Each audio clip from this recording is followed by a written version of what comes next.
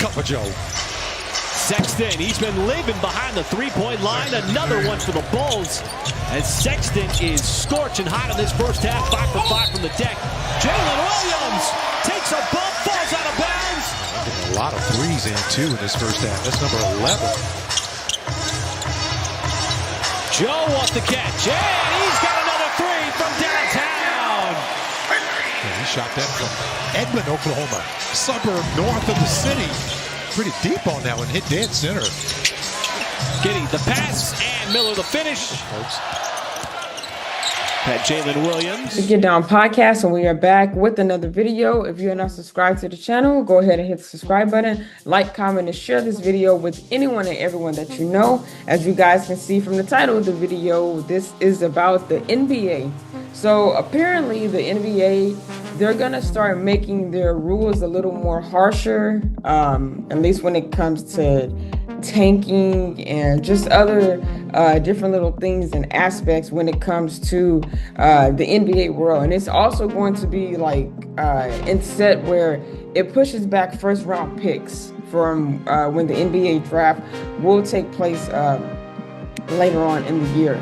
But, you know, they're kind of getting a little bit tighter on these rules. You know, they really are. And I know you don't always want to just try to just rearrange or like change everything from how it's already set in place, you know, but new things have to somewhat be added to. But you don't want to get too far with doing the new things that you don't remember, okay, this is how it should always be, yada, yada, yada. So, you know, they're getting a little bit more stricter, just like jobs do. They're getting a little bit more stricter, at least when it comes to tanking, you know, certain penalties that come behind that. So let's dive into this article to see what CBS had to say about this, okay? In addition to proposing 3 different versions of lottery reform at its board of governors meeting this week, the NBA proposed implementing harsher penalties, including taking away a team's first round pick for tanking, according to Athletic Joe Vardon. So if you guys remember a couple of videos back, not too long ago, Adam Silver, he did have a press conference where he was speaking about the tanking issue and just different things of that nature. And he wanted to kind of crack down on it more to where things are not so loose in the NBA. Because that's how he's feeling, and that's what he's also seeing visually, especially when it comes to the players and the teams, and just, you know, how they're really carrying themselves, you know. So, like I said, it's just like a job. Anytime people are getting too loose or whatever the chaos or problem may be, that's when you got to start cracking down and, like, you know, being more tougher, being more harder, and stuff like that. So, this is. He, you know, him and other people, they were in talks of this. So this is why this specific thing is even coming about, you know, where they got to be a little bit more harsher when it comes to this. Historically, when the NBA has issued punishments for tanking, or more often issue punishment for talking over tanking, they have been in the form of fines, dating back to then Commissioner Larry O'Brien, fining then Los Angeles Clippers owner Donald Sterling $10,000 for comments he made at a luncheon in 1982. Most recently, it fined the Utah Jazz $500,000 for conduct detrimental to the league, and fined the Indiana Pacers $100,000 for violating player participation policy in February. Like I said, they have certain standards that and guidelines that is already set up, you know, in the contract and rule book, whatever the case is. And when the team or teammates is just going overboard with that, it's a problem. Adam Silver is like, we got to start really changing some stuff up. You know, they're incorporating that on, and you don't want to get too harsh with it, because when you start just putting new rules in there and harsher penalties for tanking or just whatever the sports may be, it doesn't really draw that audience like you would really want them to see it. You know, it's going to have less people watch the games, you know, and more people talk about, well, why they do. It's not going to have that many views like that. People are not going to really, it's going to get to the point people are not really going to enjoy the sport that they are currently watching. the favorite team that they love cheering for, is going to get to that point. The harsher and more harder that they move this way, the less views are going to be taken in it. I mean, it's everything is a domino effect. Do this over here happens. So next season's teams that hold out or limit player minutes in the interest of losing games and improving their lottery odds could face more severe consequences. So that pretty much goes into how he was stating before. Some teams, they'll, the players on that team, they'll lose purposely. That way they have a higher draft pick when the draft does come so they can get the best player.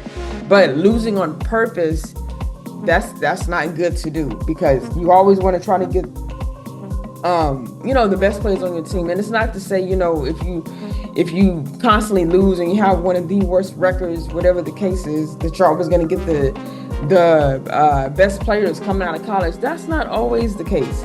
But if you're losing on purposely, now you start something new where the big guys, they're going to start seeing it. Like I said, Adam Silver, because he's up there, they're going to start seeing it.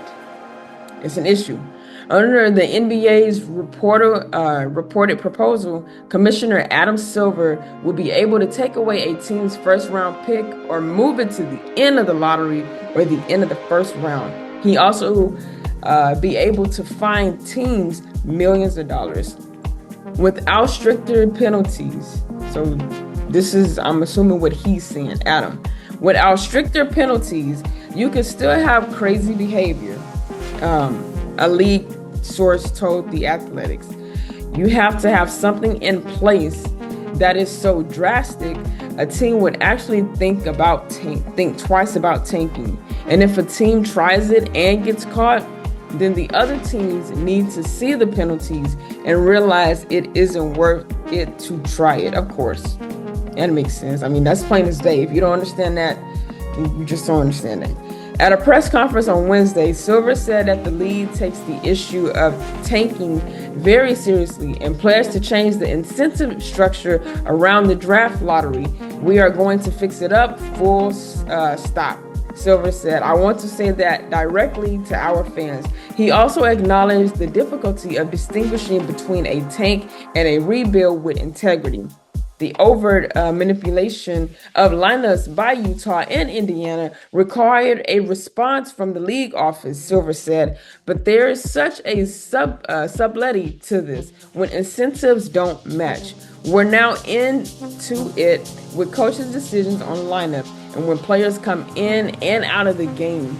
Injuries, doctors going back and forth with each other, pain levels of players. So it's a lot that incorporates that, when it comes to tanking and everything behind it, with the coach's decision, what they have to do from here on out with their team.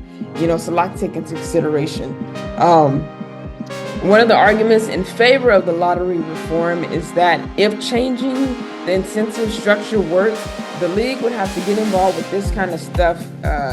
Won't have to get involved with this kind of stuff anymore. You know it when you see it. Standard for tanking violations is not ideal, and teams that are out of contention have valid non-taking relative reasons, player development, injury prevention, etc., to play young players over veterans. It is notable then that the league is suggesting it should have more power to discipline teams for how they manage their rotations, not less. So this actually would be, if it does, work out, the league, they won't be able to get back into it anymore. So it'll actually be a reconstruction where it helps prevent this thing from happening further and further, just in the future, with more teams, players coming out of college, going into the league, teams getting new play, all of that. Everything, it has like I said, domino effect. It all plays in together. It all plays its part together. It said, broadly speaking, the question is what role the league should be playing here. More specifically, there is a massive difference between forcing the team to forfeit a first-round pick and moving it to the end of the lottery or the end of the first round. And for NBA teams worth billions of dollars, there is a gargantuan difference between any of those proposed punishments and a several $million fine. You definitely don't want to pay that fine, even though all of them got the money, all of the commissions, the big heads, the teams, they have the money to do it. But you don't want to be wasting any money just because of a simple thing that can't get corrected. But you got to be on board with it. You have got to be on board with it. You got to try to put your team on board with it. So, like I said, the NBA, they're getting a little bit harsher with things. I mean, NFL is already doing it. Baseball may be doing it soon. I mean, ain't no telling. They just getting a little bit stricter when it comes to how they want things to operate. We'll just say it in that form, you know. But I mean, we'll see what happens. You know, we'll see from what happens from here. At this point, hopefully, you know, this move that they are wanting to do, it can go smoothly in its process.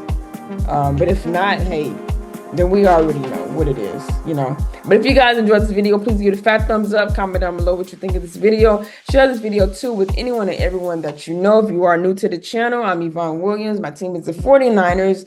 I talk mainly them, but I talk all kind of sports and sports players as well. You will get all of that on here. So while you're at it, hit the subscribe button and turn your notification bell on. That way you can be notified every time I drop videos on this channel. If that is all, I will see you guys in the next one. Peace.